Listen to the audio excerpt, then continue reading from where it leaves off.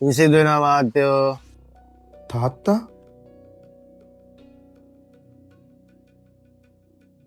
මල්ලි මොන විකාරයක්ද මේ අපේ තාත්තා නෙමේ. ගෙදර තිබ්බ සල්ලි ටික අරගෙන තාත්තා පැනලා ගියා කියලානේ අයියා මට කිව්වේ. මේ අපේ තාත්තා නෙමේ පාර යන හිඟන්නේ.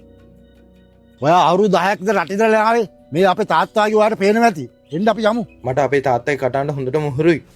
මේ මගේ තාත්තම තමයි. පිස්සුද මල්ලි? ගෙදරින් සල්ලි හොරගම් කරේ තාත්තා මෙහෙම හිඟා කයිද?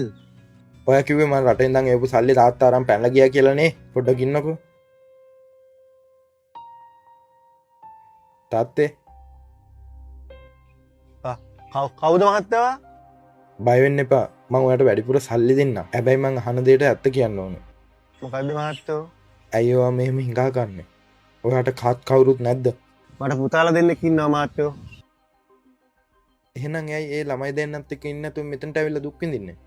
මගේ චූටි රත්තරන් පුතා අපිව ජීවත් කරන්න රට ගියා. එයා රට ගියාට පස්සේ ආව බලාගත්තු ලොකු පුතා මට ගොඩාක් කිරියර කරා. එයා මගේ නමට වෙන සල්ලි ඔක්කොම මගේ ලොකු පුතා බීලම නාස්ති කරා.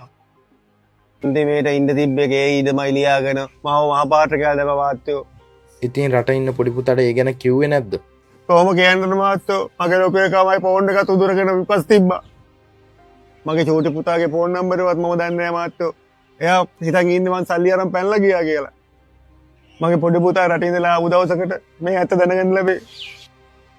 මම මහපාට වෙලා මගේ බලන් ඉන්නේ මගේ පොඩි පුතා රටේ ඉඳන් ඉන්න කල් විතරයි. තාත්තේ මං ඔයාගේ පොඩි පුතා තමයි. පොඩ්ඩක් අර පැත්ත බලන්නකෝ.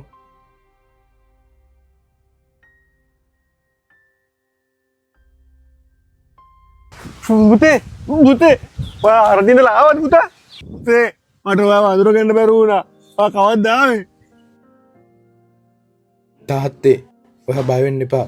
දැන් මං ඔයා ළඟ ඉන්නවනේ. මට සමා වෙන්න. මං හරි කාලකන්නේ. මම රට ඉඳන් ආවට පස්සේ මං ඔයා ගැන හොයලා බැලුවේ නෑ. මූ කියන හැම දෙයක්ම විශ්වාස කරා. මං දන්නවා මගේ පුතා කවදා හරි මාව හොයාගෙන එයි කියලා. මල්ලිව තාත්තා බොරු කියන්නේ. බෝ විශ්වාස කරන්න එපා මල්ලි.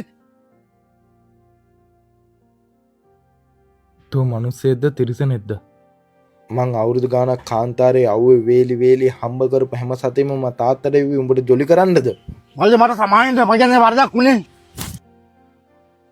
තෝ මට කිව්වේ තාත්තා ගෙදරින් සල්ලි ටික අරන් පැනලා ගියා කියලානේ. මල්ලි ඇත්තම කියලා මං සූදුවට බේබදු කමට බෑ වුණා. නායකාරයෝ ගෙදරට හොයාගෙන ආවා. මට කරන්න දෙයක් නැතිම තැන තමයි මල්ලි මම මෙහෙම කරේ. අනේ තාත්තේ මට සමාවෙන්න. එන්න අපි ගෙදර යමු. තෝ වගේ තිරිසන් සහෝදරයෙක් මට ආයේ නෑ. අම්මා නැති වෙච්ච දවසේ ඉඳන් උඹවයි මාවයි තාත්තා හැදුවේ හැස් දෙක වගේ.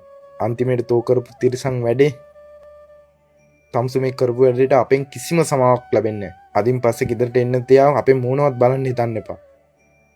මගේ දැහැට නොබනින් මෙතනින් ඵලයන් නැත්තම් මං කරන දේ දන්නේ නෑ. එන්න තාත්තේ අපි ගෙදර යමු. ආයේ මං ඔයාව කවදාවත් තනි කරලා කොහෙවත්ම යන්නේ නෑ. මගේ රත්තරන් පුතේ මට උඹව ලැබුණු එකම ඇති.